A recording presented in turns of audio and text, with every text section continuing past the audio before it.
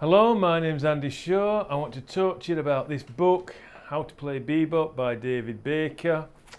I've had this book a long time. This video is really it's a response to another video that was on YouTube by Dennis DeBlazier, who's a sax player and a composer and stuff. He's reviewed these books, kind of. I think he's a friend of David Baker's actually, where he's wrote, and he's said how good they are and how great, and go out and buy it and you play like Bebop. These are great. Well, I've had these books quite a long time, and I've studied Bebop for quite a bit, and if you get these books and play as they play in here, you won't play Bebop like Charlie Parker or Dizzy Gillespie or Clifford Brown or Bud Powell or the great players. You'll kind of play some kind of funny kind of bebop, right, which won't swing very good. If you don't believe me, what you want to do is you want to look at the back of this book on page, if you bought it, it's on page 38, right?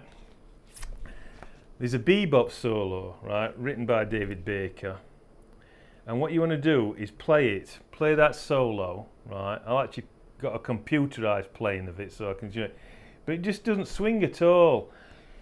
It's not a very good solo at all, and when I played that, when I first got this book, I thought, I don't want to play like that. I want to play like Charlie Parker. I mean, I love Charlie Parker and I want to play like Charlie Parker, and I don't care if people call me a clone.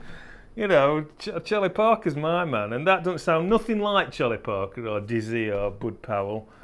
You know, it's just, and when I started getting into bebop and start studying transcribed solos, I realised that this book contradicts itself quite a bit, and also a lot of the things that Baker's showing you, even though he's showing you like the correct things, he's not telling you how. He's like making rules up that the beboppers don't do, and there's too much. There's a lot of emphasis on bebop scales in this, and you see people all over YouTube, they're all going on about bebop scales, how good they are.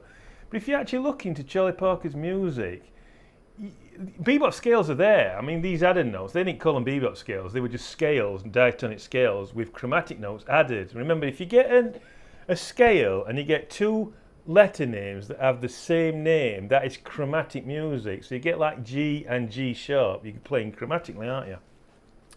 And David Baker, he talks a lot about bebop scales and puts bebop scales as though that's the end of it. You know, you play these bebop scales and you're going to be playing bebop, and you're not, because there's a lot more to bebop. I know Dennis DeBlazier does say this in his video. He says there's quite a lot more to bebop than that. You know, he talks mainly about extensions. We're altering the extensions, how to play a linear line with chromatics in it over a 2/5, and how do you get that sound? I wouldn't say that. I don't think extensions to chords are that important. What's the most important thing is the rhythm. Getting the rhythm right, which you've got to really listen to the music to get the rhythm right, and the building blocks. You've got to know the building blocks of bebop, and some of the building blocks of bebop are described in this, especially the Enclosure, but not thoroughly. He hasn't explained it as it is. Now, I'm not saying I didn't learn quite a bit from this book, because I did, but not learn by copying what he said in this book. I learned it by looking at it and saying, that doesn't sound right, why doesn't it sound right? And then when I looked into Charlie Parker's music and Dizzy and the rest of them, I realised that it's not played as he says, it's a different way. I've been studying Charlie Parker for quite a few years, and I really want to know more about him, which is not more than what's printed in any of these books, because as far as I'm concerned, there ain't no experts on Charlie Parker in the world. There's been lots of studies done about Charlie Parker, but nobody's come out with the absolute end result, if you know what I mean. But there's been big contributions, you know, and in a way I think David Baker, this book does contribute a little bit, mainly in bebop skills, basically. The thing that I think is the most important thing about this book is, and what has really influenced me, this book has influenced me, is that Baker says that bebop scales are related to chords, right? A lot of people going on about added notes, and they still are, and just putting added notes anywhere.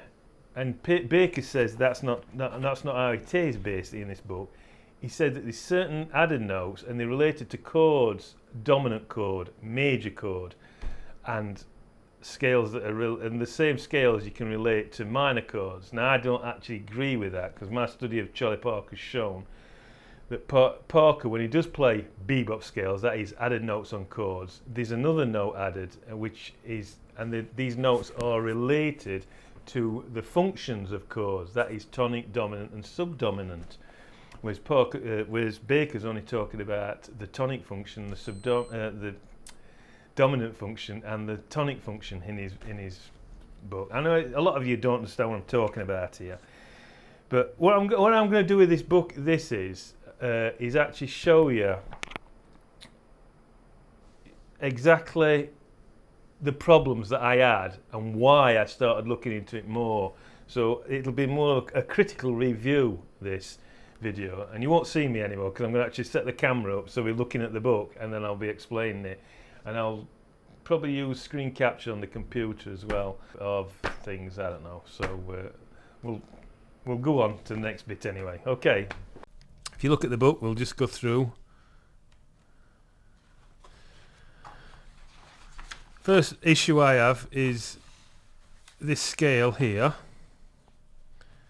Got the bebop dominant scale,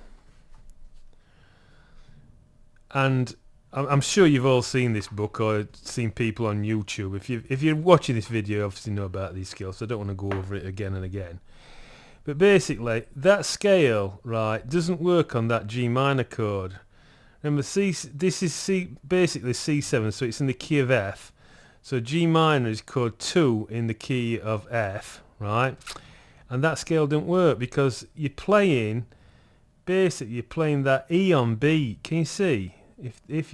All people on YouTube been showing you up and down, it makes the scale come out right. But you're playing that E, which creates a tritone with a B flat in that G minor, and that is dominant sound. And you don't want dominant sound; you want subdominant sound, because bebop is about playing through changes. So that's one issue that needs sorting. Let's take a look at this chord scale. Now, notice that we analyzed the B as an S6 and not as a tension 13.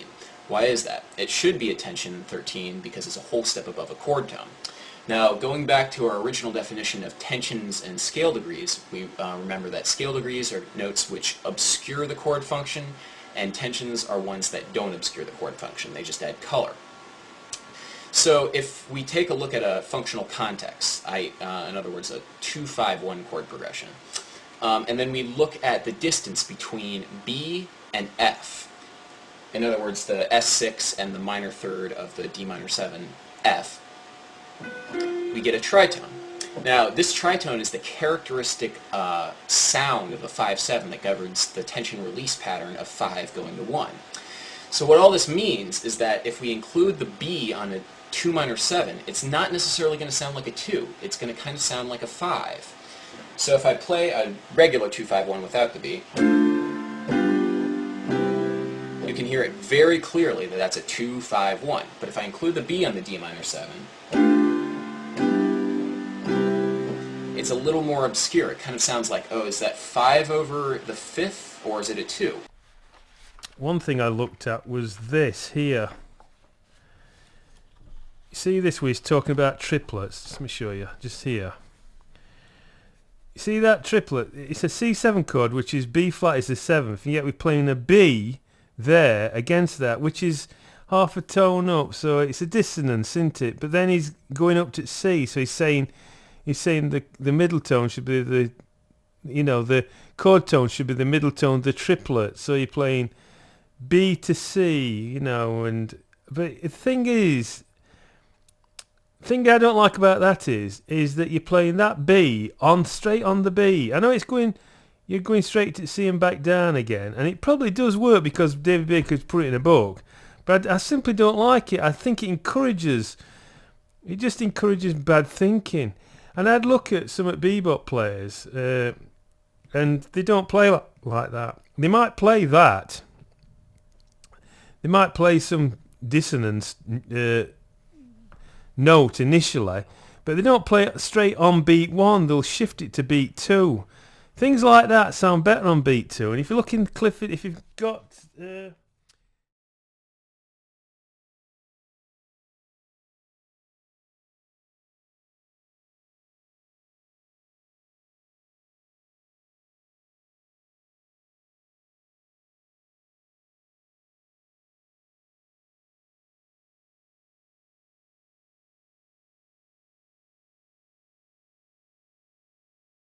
David Baker's book on Clifford Brown.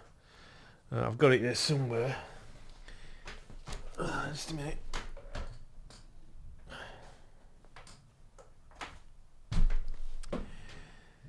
You've got this book by David Baker on Clifford Brown, and look at... I'll look anyway, but I saw that... I remember April, look. You see that Clifford Brown basically plays these triplets on beat 2. Just sounds better. Especially when they go out, beat 2 and he's another one there, beat 2. He's playing one there on beat 1. See? Hold on. Can't see my hand. There. See, on beat 1. It's basically the same thing. It should be shifted, because if you look at that, can you see? It's basically the same thing. So that's been shifted. I think that should be shifted that way one beat. I think he's playing out of beat. Because if you do that, see that F sharp there, it lines up bang on with that G flat on beat 1. So that makes more sense. So I think that's just Clifford Brown shifting the beat. And you see that quite a bit. You want to think about it, basically. That these type of things where you play non-chord tones bang on the beat, even if you're going up to a chord tone, think about putting them on second beat. I think that's a lot better idea, actually. Same as Clifford Brown does and other beboppers. Let's have just a minute. Let's have a quick look through. Yeah, same again. Another thing. Can I just go back to that book actually when I'm thinking about it? I'm just reading because I put it on the floor. Also, if you look at that there, can you see that? David Baker's marked that off as though it's a G bebop scale. G7, so he's putting G7 bebop scale. So you've got FF sharp, because it's chromatic. But that's wrong, because what that is just another version of Enclosure, and Clifford Brown's playing it slightly off the beat. Can you see that A flat is half a tone above that G, and then we're sweeping up to that G. So all them is surrounding that G, which is off the beat. It's quite interesting, that. But Charlie Parker did the same thing. I think it might be where Clifford Brown got it from. But it's actually that it's got nothing to do with bebop scales, even though it seems to match up. So... the most interesting thing about that is it's not this bebop scale that he's talking about, but it's the way that Brownie shifts this enclosure, 3-note enclosure. They call it M5B. That it comes from Thomas Owen's catalogue, Charlie Parker motives. But I spotted that straight away. So you've got to be a bit careful with David Baker. Another thing is, David Baker puts a bebop solo in this, right at the end somewhere. Yeah, this bebop solo, it's just terrible. I mean, I've actually played this myself, and it's not very nice. The thing is, David Baker puts a lot of he starts a lot of phrases on the beat. Can you see? We're starting everything. It seems to be on the beat. It's just... It really destroys swing, you know what I mean? There just seems to be too many phrases that start on beat 1. And it really... This bit's not very nice at all up here. Can you see? Another one, beat 1, beat 1, beat 1. It just completely destroys any swing. It's not a very good solo at all, so... It doesn't give you much authority on David Baker knowing what bebop should sound like and how it should be played.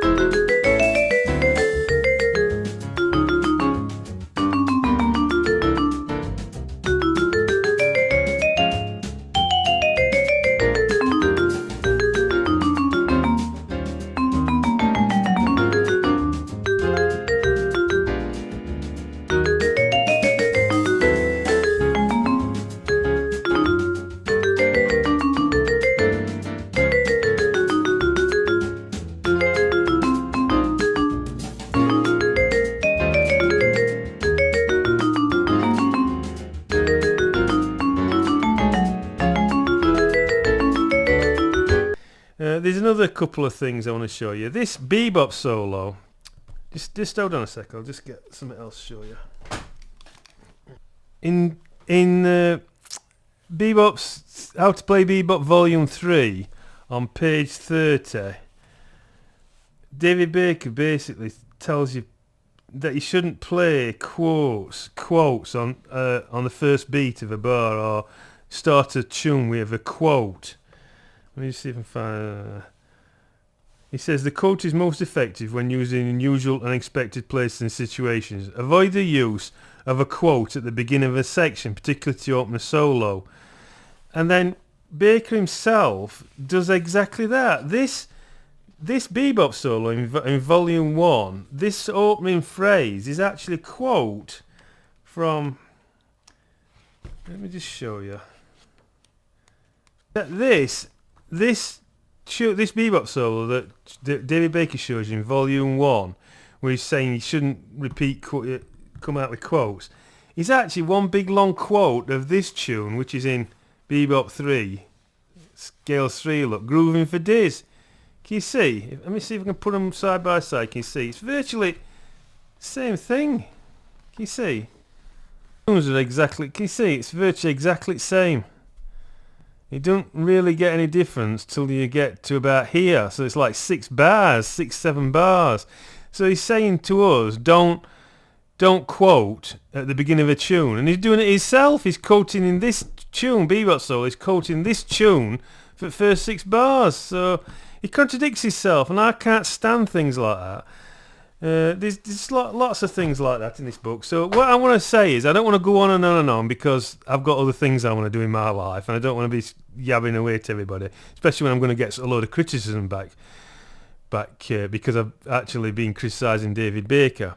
So what I wanted to do is, those people who've seen this and they're interested in what I've actually said is, I think the best way to get into bebop is to study solos and study it yourself, and don't start listening to what a lot of so-called experts do, because as far as Charlie Parker and Dizzy and all them people are concerned, there ain't no experts. Because I've actually looked, I've searched for it, and I can't find any experts. There's people who give you a bit of information, if somebody else gives you a bit more, and somebody else gives you a bit more, and you've got to kind of put it all together yourself. But what you should be studying, looking for in bebop, is look at the voice lead, and especially Charlie Parker's voice lead, 'cause it's absolutely fantastic, and that's one of the main reasons why he sounds so good. The use of bebop, these added notes in bebop, how Charlie Parker uses them, he always seems to use them within the chord structure, so subdominant, dominant and tonic, and you get the added notes are related to those chords. Another thing is bebop rhythm. You want to be looking at the way Charlie Parker and the other beboppers accent the music, because that's very, very important. And you want to be looking at building blocks, not so much the patterns. You see, what it is in this book, Dave Baker's giving you all these patterns. They're just ridiculous. I mean, it's absolutely ridiculous. David Blazeri, whatever they call him, Dennis Blasio. I know he's a good musician. He's a good arranger, that guy, and all that kind of stuff. But he's saying this is how it should be done. Look, there's just hundreds and hundreds of patterns. I mean, if you'd learned all them, it'd take you years and years to learn all them, and then do them in every key. It's just ridiculous, and I think it's wrong anyway. What you should be doing is not looking at the things like this, which are actually come from musicians, yeah, but looking into the solos, actually get the recordings and listen how these are played, because you really want to be listening to the way the notes are accented and things, and they might be bending and stuff like that. I think you really ought to be listening to that. But even more important than these is to actually get into the way the musicians in the past use building blocks, because a lot of time they use these small building blocks and they build bigger patterns up from small building blocks. And you want to look for that in the solos, and you'll see it, and they are there. So I want to leave it at that. But then again, I'm just an amateur musician, so probably better off listening to Dennis Blasio, right? Because he's played with Maynard Ferguson and all these people. Another thing what's interesting about that video that he put on is he quotes people like Lee Konitz, Art Pepper, and Cannibal Adderley as bebop players you should listen to. Well, I think the only person who plays moderately beboppy out of them is Cannibal Adderley, who's a hard bop player. But I would definitely say if you want to get into bebop, there's there's 4 or 5 main players, or 6 you could say. But the people like Charlie Parker, Dizzy Gillespie, Clifford Brown, Bud Powell, Thelonious Monk, Fats Navarro, I mean, they're the main people who were around at that time, who you should be listening to. There are others as well, Howard McGee, who was on the West Coast. But you want to be listening to people from the 1940s, not people in the 1950s. I mean, Cannibal Adderley didn't start recording until Charlie Parker died. So, you know what I mean? It's a different type of bebop. It's hard bop and going that way, you know. If you want to listen to the pure stuff, listen to the pure guys in the 1940s. And Lee Konitz, I won't class him as a bebop player. And Art Pepperin, I mean, you know, they're not really bebop players, straight bebop players at all. So I would definitely criticise what people say on YouTube, including me, and try and work things out for yourself and spend a lot of time looking at solos and listen to the great bebop players of the past. Because if you're not listening, then as far as I'm concerned, you're not really interested in the music, so you're not going to learn it. If students would like to learn how to play that music, and they haven't listened to it a lot, then to tell them, go copy Charlie Parker, then come back, well, it may be a long time before you see anybody again. You've got to love the music and listen to it all and be really familiar with all players. So anyway, that's my little 2 pen have gone, so I'll leave you to it then. Bye.